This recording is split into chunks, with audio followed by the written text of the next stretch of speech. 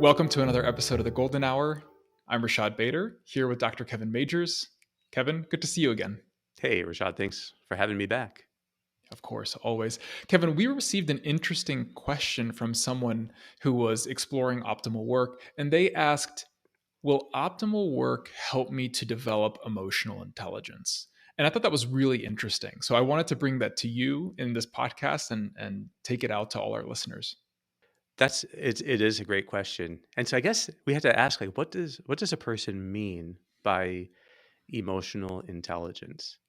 And in psychology, when we think about this topic, the most simple and basic thing is being able to name the emotion you're experiencing.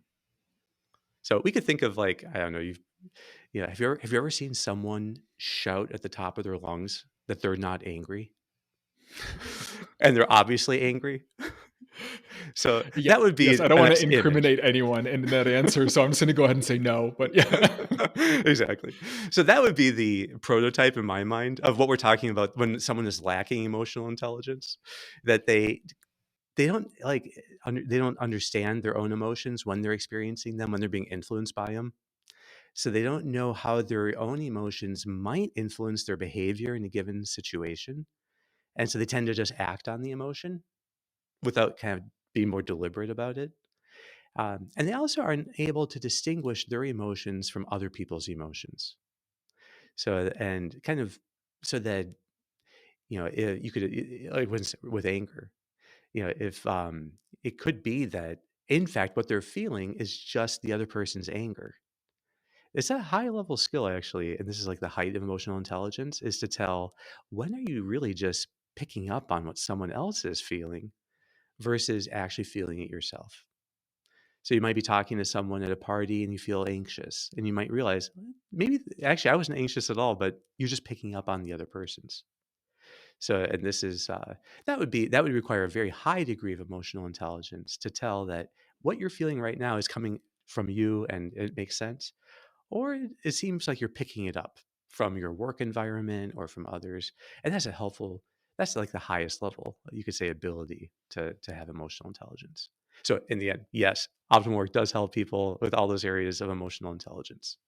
Yeah, and it sounds like from your response, it does so in two ways. As you were talking about sort of being able to distinguish between your emotions and someone else's emotions, to me, that immediately came up to mindfulness, right? The idea of can we be present within ourselves? Can we parse our thoughts? Can we bring ourselves back into the present moment versus getting caught up in something that may ultimately be some sort of a distraction?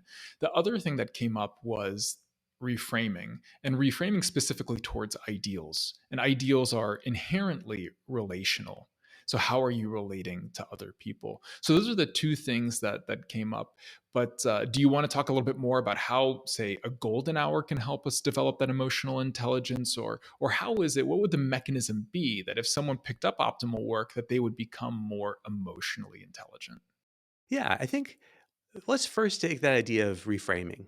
So, and how does reframing help people to be more emotionally intelligent? So, I think that um, what leads us to avoid particular challenges is almost always emotional.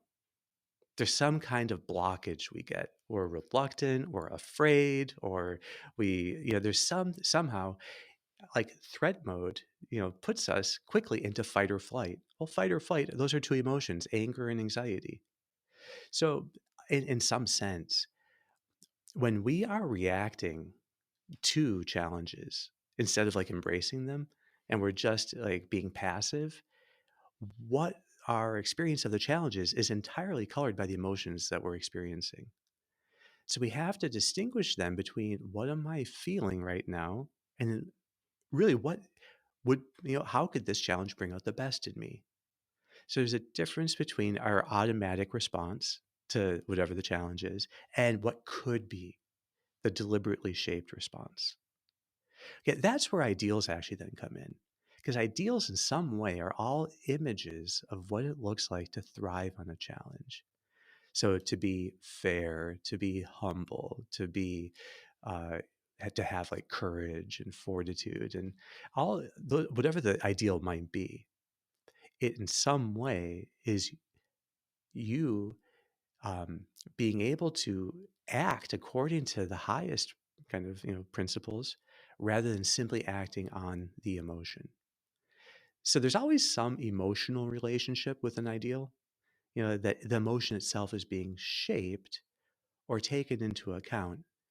But even then, it doesn't mean you're quashing it or that like like for instance, courage. Courage is how you shape your behavior in the face of fear.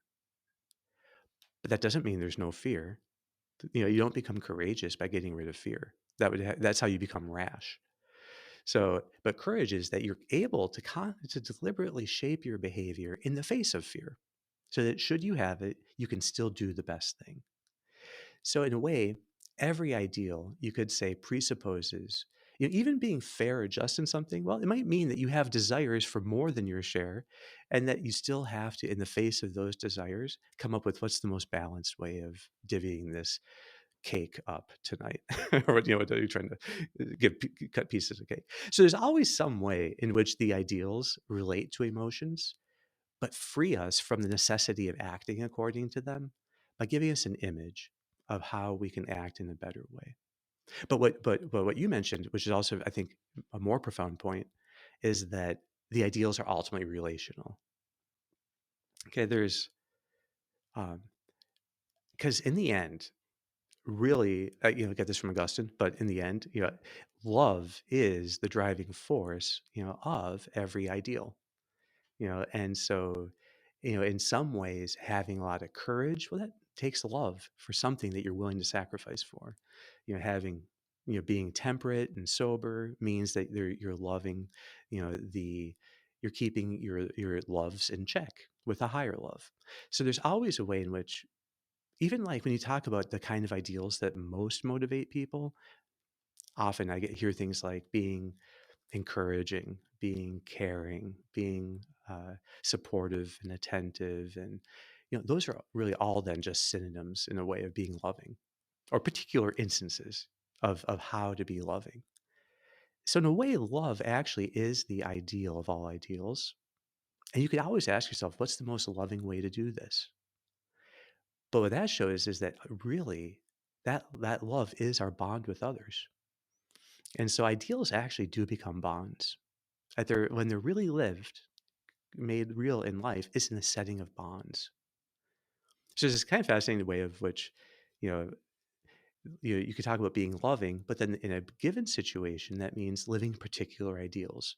It means being forgiving if there's been some, or being understanding, being patient, or being cheerful and encouraging, whatever, it gets specified, but really it's all being loving.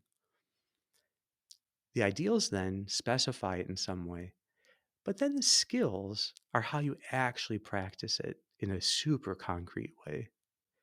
And so skills are infinite, but you could think of, the ability to estimate transit time helps you to live, the admittedly lower ideal of being punctual. But being punctual is also how you show you're caring about someone, and that's ultimately being loving. So there's a natural gradient, of super practical skills that you have to develop to the kind of then going up to where really this is all about being loving. So in optimal work, when we're trying to help people think about how a challenge can, give them a chance to practice something and learn something, we're always talking about something that, maybe they could think of it in terms of the love and the bond they want to deepen. They can almost always think of some kind of ideal, but we don't want people to get complicated about that. Really, just think of the skill. What would make this something that is easy, enjoyable, where you'd be thriving in it? And then they start to list out the skills. And then that's where you have the concrete steps. And that's fantastic, Kevin, because if I'm hearing you correctly, we oftentimes talk about reframing along several different levels. On one level, you have reframing towards a skill. On another level, you have reframing towards the cultivation of an ideal. And then ultimately, that all helps to feed the bond or charity or love, as you were talking about.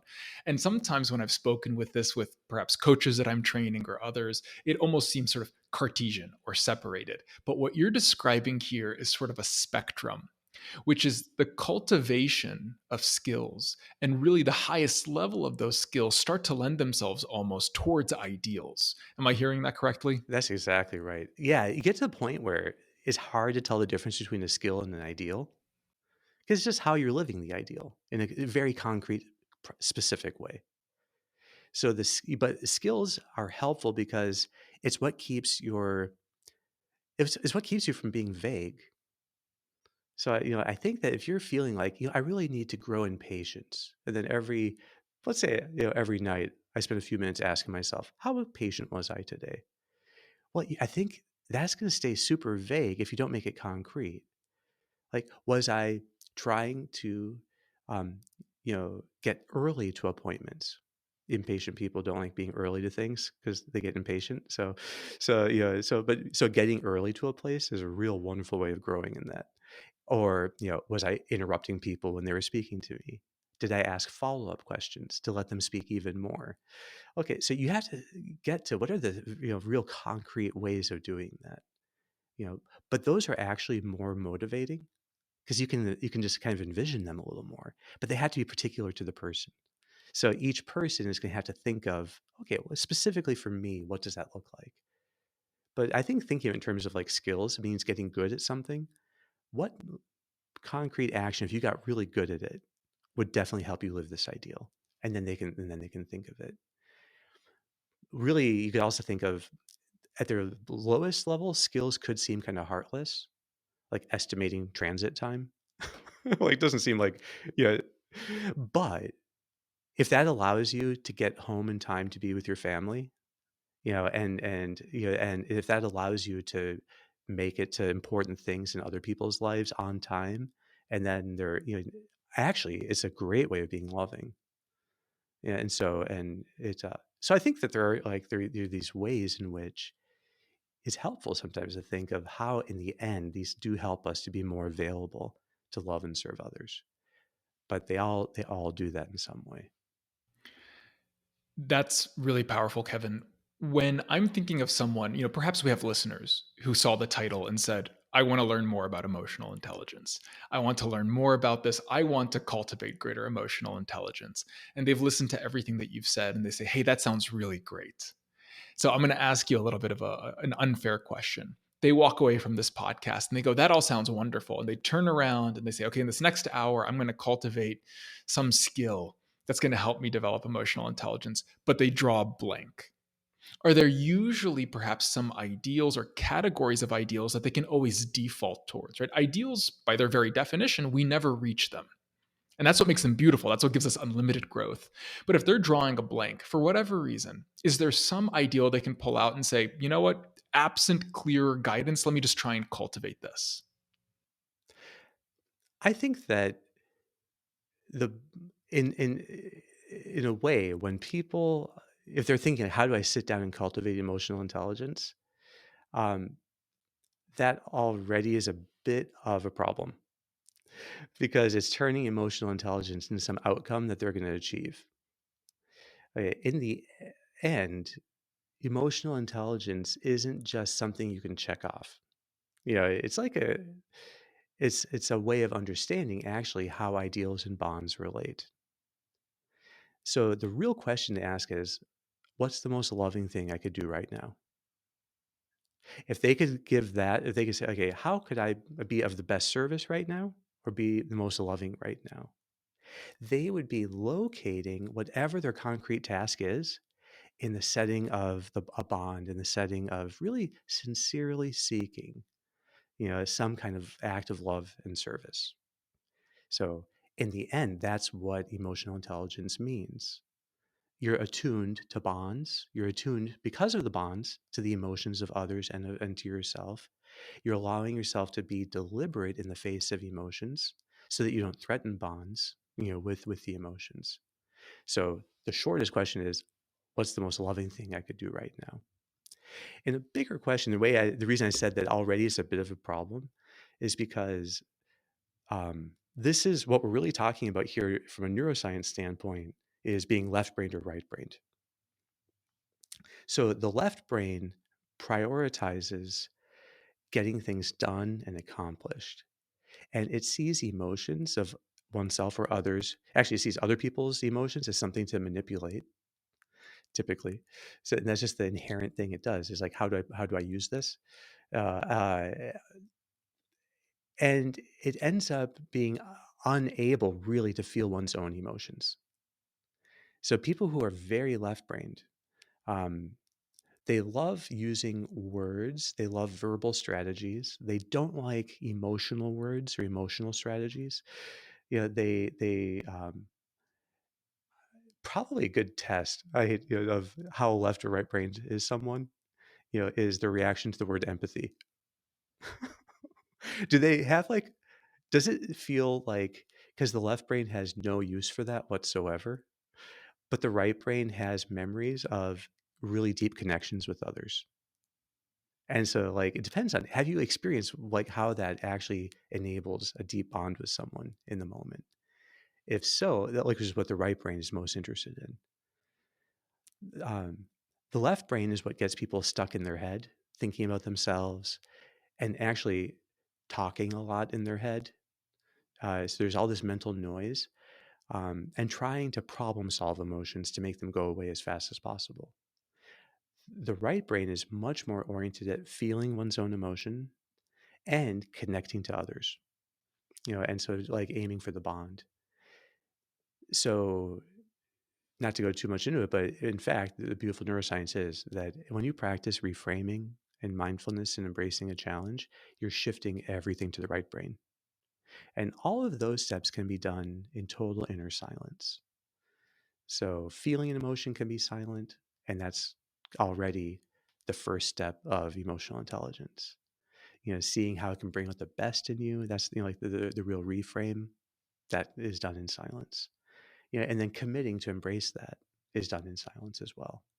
So, if you're talking in your head, you're probably not on the right path, or at least not guaranteed. But you want instead, it's about putting your heart into life and into work and into bonds. So it seems yet again we've come across something that perhaps you can cultivate, but only if you don't aim directly for it. One I of our think last that's right. conversations is was confidence, and confidence is sort of the thing that, if you fixate on confidence, you're kind of leading yourself astray. And it seems, again, if you're sort of like aiming explicitly for emotional intelligence in the way that you were just talking about, you're also kind of setting yourself down the wrong path. Whereas if you were to sort of reframe this and say, what is the most loving thing I can do here, that is more of a helpful guidepost, right? And then that from there helps us to live in a way that cultivates our ideals and deepens our bonds most fully. Yeah, exactly. Because it's a question of, where is your heart? So is your heart set on some kind of just personal achievement and satisfaction? That's very left brained. Or are you really open to others and wanting to, like, to love and serve them? So which then leads to the highest forms of emotional intelligence, which is when, you can uh, kind of help people even understand themselves and their own emotions, and help people have the confidence, um, to be deliberate, and to be kind of reframing and reshaping, their own response when they're feeling a very strong emotion. So if you were dealing with someone who is angry, it's how to help bring out the best in them at that very moment, making them feel understood and getting on aligned as far as you can get aligned, so that they feel that now they have an ally, and then helping them to think very practically about what they would like to see moving forward. All of that is the delicate work that you can do, with being tuned into other people and focusing on, again, how all the challenges can bring out the best in them if they put their heart into it. That's very beautiful. One of the things that I want to circle back to, Kevin, because this conversation has really shown us what maybe at the summit of these sorts of things it looks like. And again, it's very inspiring, it's very beautiful. You had mentioned something in passing that I think is very useful for our listeners too, that sometimes skills may seem heartless or even perhaps detached, right? Estimating travel times is what you had mentioned. But you then you quickly linked it to charity. You linked it towards, okay, estimating travel times may seem, kind of a silly thing to be talking about, except that if it got you home to your family in time to spend more time with them, it actually is a very helpful and useful skill to really express that love for them. And that's something that I think is really a note of hope. Because if someone's listening to us and they're thinking like, well, geez, it's not clear to me how these things all connect, I think that there's perhaps more latent meaning in some of these other skills than may otherwise be obvious to them. And I would just encourage our listeners, and I don't know if you have a note about this as well, encourage our listeners to say even the smallest thing, right? Setting aside the appropriate amount of time for responses to emails or whatever it may be, all of these things can be linked back to charity. And they really do help us move up this inclined plane, as you were discussing. So I don't know if you have any other thoughts on that. Yeah, and I think that that's exactly right, and that's why practicing, doing a golden hour where you deliberately ask yourself, "How can this bring out the best in me?" And and then you make concrete steps for what that's gonna look like. So that I'm gonna do this, this, this. The mindfulness step of the golden hour, learning how to be totally present, being willing to stretch yourself as you're doing it, and actually looking forward to that kind of stretch. That does give you the very best training to eventually see how to connect your highest ideals with each hour of work and each kind of task. As that knitting together, of high ideals and particular concrete tasks, as you get practice at that, I think gradually what you see is that love is the most simple and continually exercisable of all ideals, and love turns everything into an opportunity. So it always is able to come up with a practical skill, a new strategy. Love is creative and it's flexible, it's inventive. It looks at things and okay, what would be the thing that I could do to do this better? So it's always looking to give more of itself, to give a better kind of love, a kind of loving service to the people in our life. So love, I think that in the end you see that that what makes a golden hour golden actually is love, and that the highest form of emotional intelligence is being able to actually put love into the smallest actions. That's the perfect note to end on. Thank you, Kevin. All right. Thank you, Rashad.